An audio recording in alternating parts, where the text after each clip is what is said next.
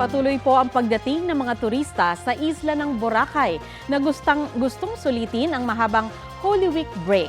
May ulat on the spot si John Sala ng GMA Regional TV. John?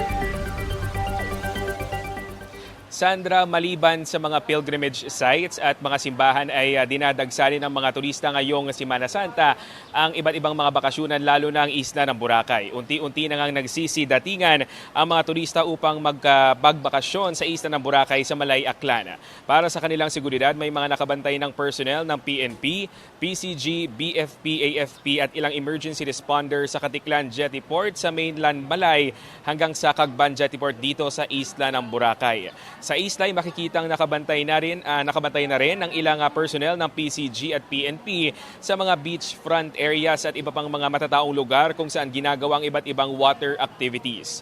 Karamihan sa mga turista ay magkakaanak na gustong sulitin ng long weekend. May ilan naman na gustong mag-relax at mag-bonding kasama ang pamilya. Mamayang hapon hanggang bukas inaasahan ang pagdagsa pa o madadagdagan pa ang mga turistang bibisita sa isla ng Boracay. Narito ang pahayag ng ilan nating mga nakausap. Napili namin dito na magbakasyon sa Boracay kasi yung lugar is maaliwalas, sabay yung mga turista dagsa rito. Mag-picture, of course, family bonding.